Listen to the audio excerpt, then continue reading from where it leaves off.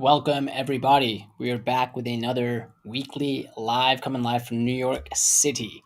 And today's topic is we're going to be sharing some actual customer highlights. One of the coolest things about Doola is I like to say we get to live in the future. That's because founders come, they tell us what they're going to build. No one else knows, maybe them, their team, but we get to know. And then we get to go see them build it. So we actually get to live in the future or to see the future, I think, which never gets old. So we're going to go through that. The very first thing, though, I like to always remind folks is that we love the live chat. So if anyone has any questions, you can drop them in. I'm actually going to start by covering one of the questions that came in from last week. And please drop in the chat here if you have any questions. We'll pull them up live and we'll cover them. So one question I want to cover that came in from last week here is a question that came in from at Trev Sleep. How does being a founder affect your health? And I'll give the obvious answer and I'll give the non-obvious answer. The obvious answer is you have to be very intentional about health. And the way I view it is it's not a balance beam. You can't decide to focus on health or the business. It's a flywheel, meaning I think health is actually how you become a better founder or a better insert whatever you're doing. And the line I like is that an hour spent exercising, yeah, you get benefits during the hour, but you do it for the other 23. So the way I think about it is whether you're a founder, whether you're not a founder, an athlete, whatever you are doing, investing in health is so important because it'll make you better those other 23 hours. It'll make you better in life when you're with friends. You'll have less stress. You'll have more confidence. You'll have more energy. So I do think that you have to intentionally take care of your sleep, take care of your diet, take care of your exercise, your health, the same things that apply for anything. And what I found is I just flipped my mindset to say the days that you don't feel like exercising are actually the days that are most important. You'll just be better, you'll have more energy, and like many things in life, consistency is better. So, yeah, you could do a 7 day a week exercise regimen and do it for 4 weeks and then stop. But the person who just shows up once a week, every single week for a year, that person's going to make more progress, whether it's in health or in business. So, great question. Thank you, Trev Sleep. And if there are any other questions, again, drop them in the chat. I will gladly cover them. So now let's get into today's topic. Today's topic is customer highlights success stories with Doola. So I want to feature 5 success stories. Doola's worked with now over 15,000 businesses in over 175 countries. I picked 5 for today to highlight. I hope by sharing these stories, you get inspired. Maybe you're working on a similar business. Maybe there's something you can learn from this. And ultimately, if you have a story that you want featured, reach out to us. We want to feature your businesses. We know how hard it is to find customers, get the word out. We've built a platform. We have reach. We want to help amplify your business. So let's kick things off. The very first founder that I would like to highlight is a company called Flagaholics. And let's jump in to, I'm going to adjust this briefly. Let's do, okay, there we go. Let's make the Flagaholics. Hold on, I'm adjusting the picture in picture here. Which one do we like? There we go. Let's give more weight to Adam from Flagaholics. So, who is Flagaholics? Who is Adam? Flagaholics, and you might be able to tell from here, or you can see right here, is Adam actually launched Flagaholics from his dorm room. So I think this is cool off the bat because when I was in college, I wasn't launching a business. And I think that just goes to show if you have the will and the idea, you can start whenever. So he actually, in his dorm room, said a lot of dorm rooms are bland or there's nothing on the walls. How do we help people personalize their spaces with original flags? So very much a pain that he felt, and he said, let's solve it. The other thing here, a nice takeaway from Adam and Flagaholics is that action is greater than perfection. They launched fast, they iterated, but they launched, and that's the most important thing. As orders grew, that's when pain points grew. They had to automate fulfillment. They had to preserve the personal touches that they had with their customers. All of that thing mattered. All of those things mattered. And the biggest thing is we were actually able to. Doola was super helpful with setting up the financials, the formation, the compliance, the bookkeeping. We were able to streamline that so he could focus on scaling his business. The other thing too, they have scaled to over 350K in revenue, and recently they actually exited the business too. So the takeaways here, and I think Adam is such a good example, I wanted to start with him, is that there's no age to start a business. You just have to start. They prioritized the customer experience, and eventually they actually got to an exit. And that allowed them to scale. We were able to be a part of that journey. And huge kudos to Adam. Again, founded in 2021, business exited, started doing freshman year of college. I think this is awesome. Huge kudos to you, Adam, and the Flagaholics team. Okay, number 2. You guys ready for this? Gluckskind. Gluckskind is building AI-powered smart strollers. How cool is that? So let's go through here. Founders Anne and Kevin said they saw a baby gear that was stuck in the 90s. So they thought, why can't we reinvent the stroller? And what I love about this is that how many times has someone seen a stroller and said, oh, it's a stroller? No, they said, let's reinvent this. So here's what their smart strollers actually do. Their smart strollers have self-driving assist, automatic braking, obstacle detection, hands-free follow, and calming white noise functions built in, as well as safety. How cool is that? AI-powered strollers. Now, they've obviously faced challenges. There were supply chain nightmares among 2021 to 2022. There were chip shortages they had to deal with. They had to redesign components. There's manufacturers to deal with. But for them, US incorporation was a key growth lever because they wanted to scale globally. They wanted to potentially court US investors. So they incorporated in the US. That was part of their expansion plan. AI strollers, we don't have expertise in AI strollers, nor do we want to have expertise. But we got to be a part of Gluckskind's journey. They can focus on what they do best, which is innovating, building these AI-powered strollers, adding in the white noise detection and safety features without having to think about expansion to the US or managing the entity. So again, what I think is so cool here about Gluckskind is that they're in this space which maybe most people have said, what innovation could be had there, right? You kind of look at strollers and decide a stroller is a stroller. But no, I think there's innovation everywhere. You just have to pick your head up. Such a cool business. Awesome progress, Anne and Kevin.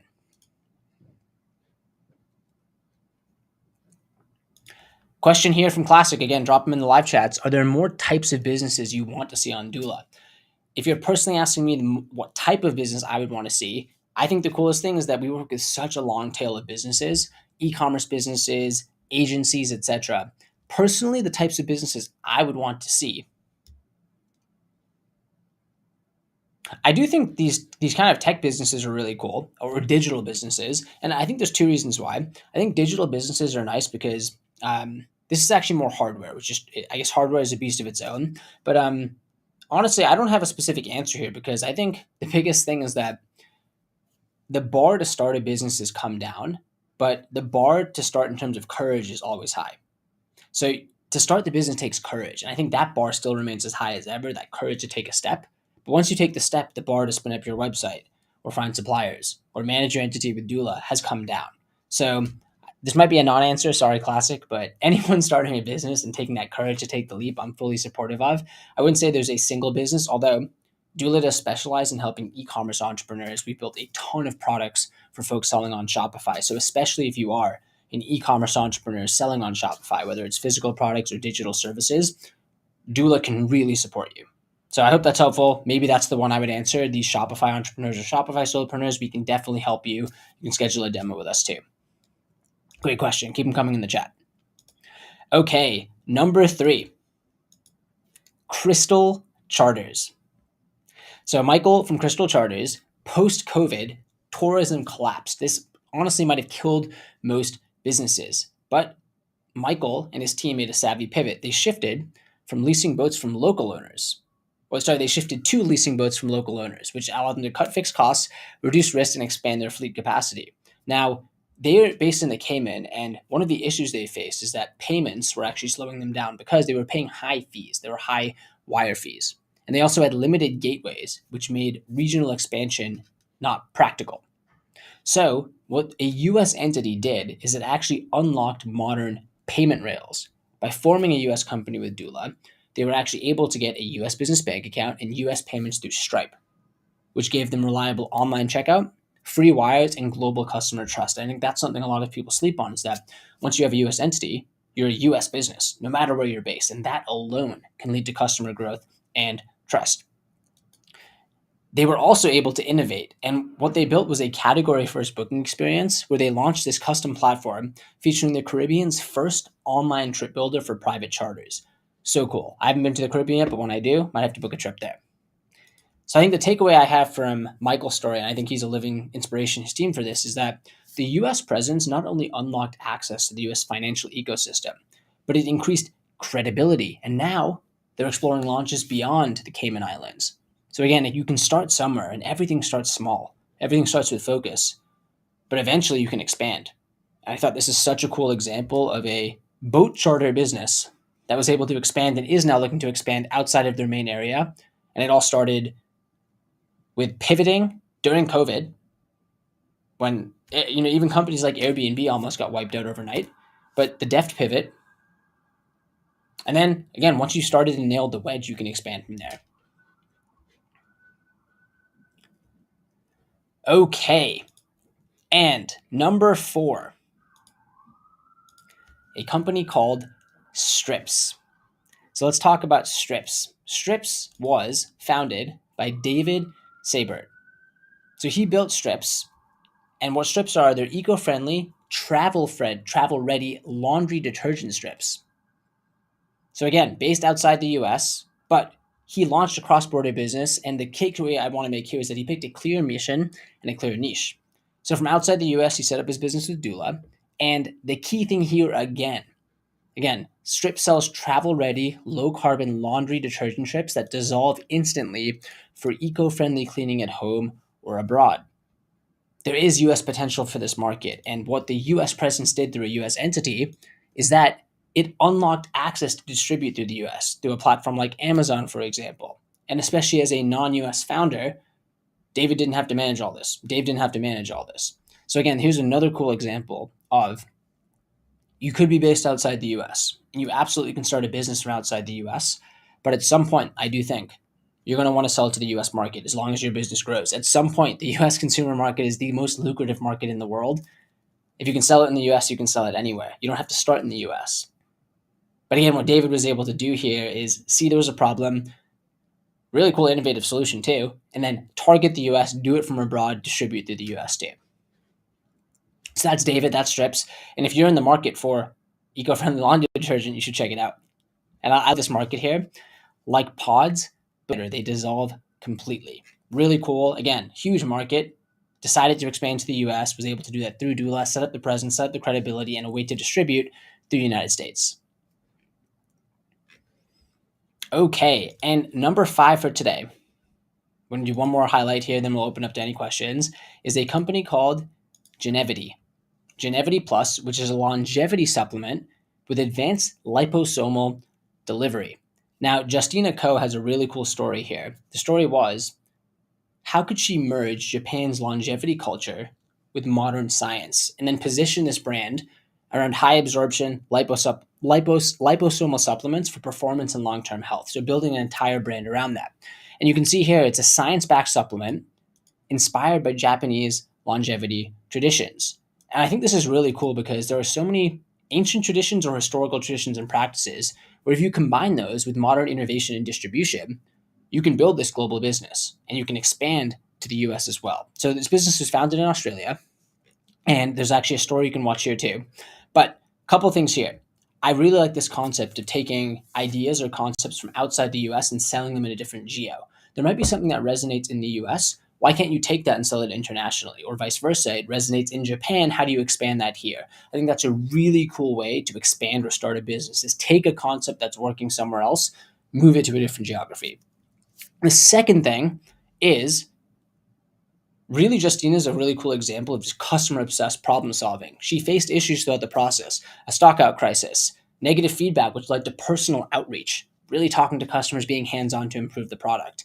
And ultimately, from talking to customers, Justina saw you have to go to where your customers are, and they were in the US, which meant getting that US presence allows for more trust in the US. It allows to distribute more easily in the US, access to the US financial ecosystem. Ultimately, you have to follow your customers.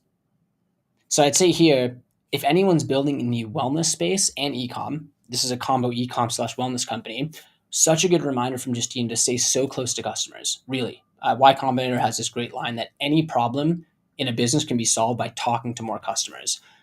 How do you improve the product? Talk to more customers. How do you find more customers? Talk to more customers.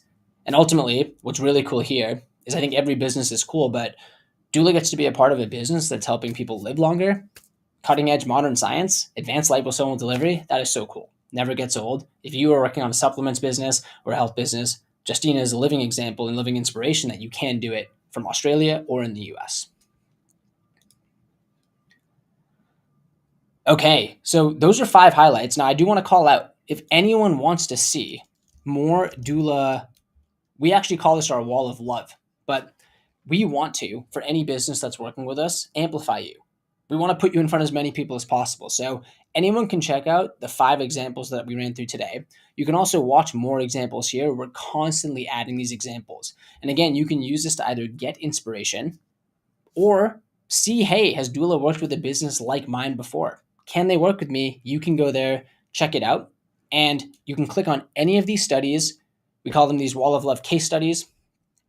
Ultimately, they're success stories. They're people who are successful. You can read through the story. You can see exactly how the business started and then check out more. So again, whether you're looking for inspiration or you're looking for validation that, hey, doula can actually support you, please check out the wall of love. Now, we do have a couple questions coming in. So I do want to come back to the Q&A. We love the live chat. We had a comment here from Classic. Less about types of businesses, more about courageous founders, beautiful CTA. Thank you. I appreciate it. Again, I think any business is beautiful. There's so many different businesses out there. And how can you root against someone who's taking the courage to start something? They took the courage to do it, or they had the guts to do it in the first place, which is why I will never knock anyone trying to start a business. It's hard, but at least you took the plunge, you took a step. And by taking that step, I'm in your court. I'm rooting for you. Okay, we had a question here from Joe Joy. Joe Joy, how do you go about prioritizing your to-dos, especially at the early stages of business, perhaps, where they felt never-ending to-dos? Okay, I love this question. Joe Joy, I have a harsh truth. There are never-ending to-dos. There are never, you can never be done with your to-dos. I think that's the beauty of a business, but also maybe the double-edged sword is that there will always be to-dos. There's always work you can do. I actually think the end of a day is when you're just tired and can't work anymore. There's always more work you can do. So how do you decide what to work on? And I think here the best framework is there's this tool called the Eisenhower matrix, which I really like. Let me actually pull this up. And this is actually how I like to prioritize. And I have a view for this that I use in Notion. This is how I like to prioritize what I'm focusing on or working on. And I think out of any of your tasks that come onto your plate, you can bucket them into one of these quadrants. Let's blow this up, make it a little bigger. Okay, so here's the matrix. Any task, and this is what I actually started to do. Let's use this screen here. Okay, you have a task list, and there's going to be never-ending to-dos. You can take any task, and oftentimes what you might do is the second a task comes in, you just decide to do it. But instead, you can put it into buckets. So if it's urgent and important, you should do it now. If it's urgent and not important, can you delegate it? Can someone else on your team actually do it? Now, I think the sauce here is that there are many tasks which are important but not urgent. Those are oftentimes the things that move the needle in a business. And the key thing here is you need to carve out time to do these tasks. Otherwise, only the urgent and important tasks will get done. So I think the cool thing here is that if you force things through this lens before you start to work on something, oftentimes maybe you just eliminate a task or you realize, wait a second, I'm not the best person to do this, someone else can. If it's urgent and important, you got to do it. But then I think the sauce is, and this is the way I prioritize, each night before I go to sleep or before I wrap up the day, in my Eisenhower matrix, I have a checklist and I group things by these buckets. I decide what is the top thing that's in this important but not urgent list, or that's urgent, and I just put that at the top of the list. And in the morning when I have my head's down time, that's what I start working on. So I hope that's helpful. I hope that wasn't also something that is demotivating, or that's not the right word, but there's always going to be never-ending to-dos, but I think that's the beauty of a business. The beauty is there's so much you can do. There's asymmetric growth potential. So the key is just prioritizing to what you think is going to help. And in terms of how you decide what works, again, there could be a deadline, or it's going to help your business grow as fast as possible.